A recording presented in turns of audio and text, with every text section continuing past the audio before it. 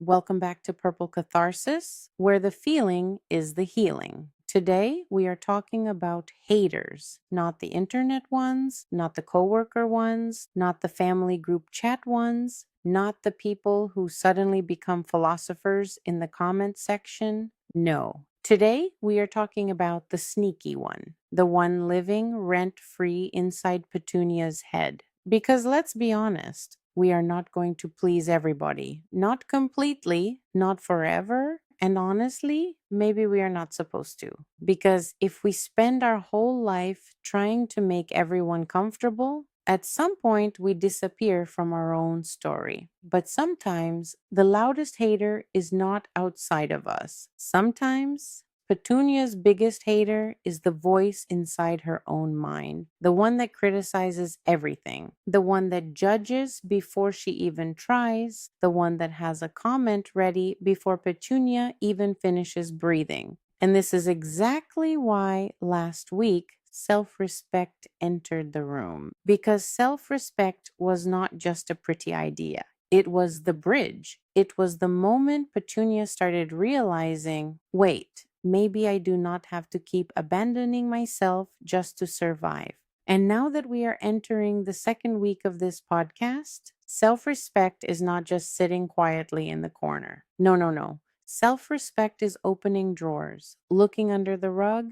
checking the emotional closet, asking, who left all this mess here? Because once self respect enters the room, it starts noticing things, the patterns, the old voices, the shame we learned, the criticism we repeated, the beliefs we carried for so long, without ever stopping to ask, is this even mine? So let's picture Petunia. It is morning. She is brushing her hair, already tired, already late, already trying to hold her life together with one bobby pin and a suspicious amount of hope. And then the little voice starts. Look at you.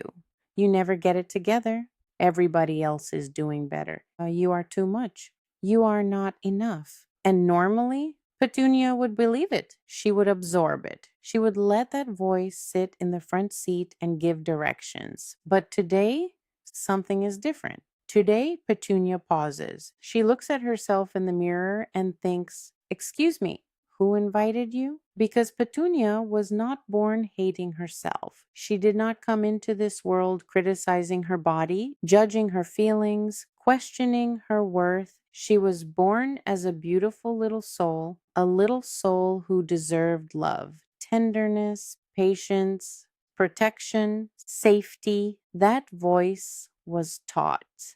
Maybe by family, maybe by survival, maybe by people who were wounded and did not know how to love gently, maybe by homes where everyone was doing the best they could, but their best still left bruises. And I want to be careful here because this is not about blaming forever. This is not about staying in the victim place. This is about awareness because awareness is where healing starts. Sometimes people raise children from their own wounds. Sometimes they pass down pain because pain is all they know. Sometimes they speak from stress, fear, survival, exhaustion, ignorance, and the child receives it as truth. So Petunia grows up. And little by little, the outside voices become an inside voice. That is how the little hater moves in. And let me tell you, that little hater gets very comfortable. The inner critic walks in like it pays rent. And Petunia, bless her heart,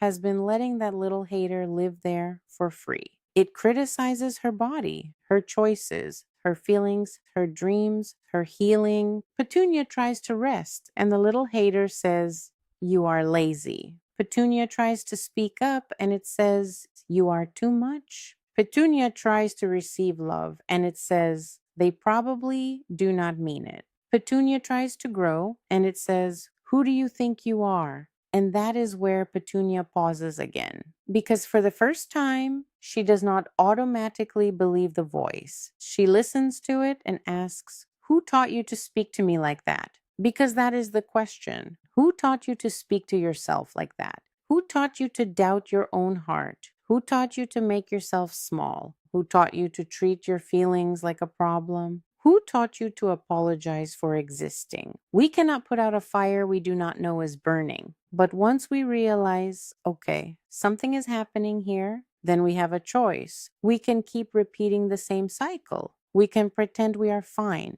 We can search for a quick fix, or we can get honest. We can look at the pattern, we can look at the voice, and we can ask, what has my inner voice been fed? Has it been fed love, patience, compassion, truth, or has it been fed shame, criticism, fear, rejection? Because sometimes the hate we carry was planted by people who were supposed to love us. And that is painful, but it is also important to see. Not so we can start a war with everyone who hurt us. Not so we can grab a chair and throw it across the family reunion. Not today, Petunia. Today we are not choosing chaos. Today we are choosing awareness. Today we are choosing to stop confusing old pain with truth. Because love is not weakness. Love is not pretending everything was okay. Love is not letting people keep hurting us. Love is the courage to say, I refuse to keep hurting myself with a voice that was never mine to begin with. So today,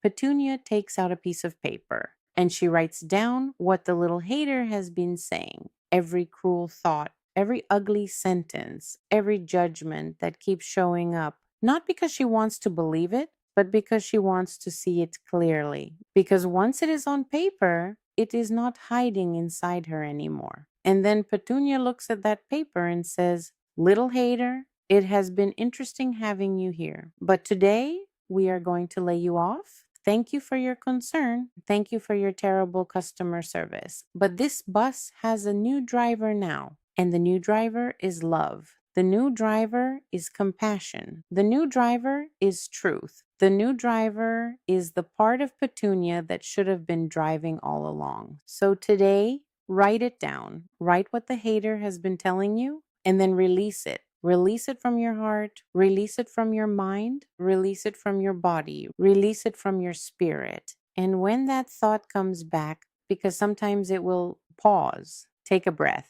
and say, this is criticism, this is judgment, this is an old voice. This no longer serves me. I release it. I let it go. I choose love instead. Because healing does not always begin with a huge life change. Sometimes healing begins in the moment you stop agreeing with the voice that keeps breaking you.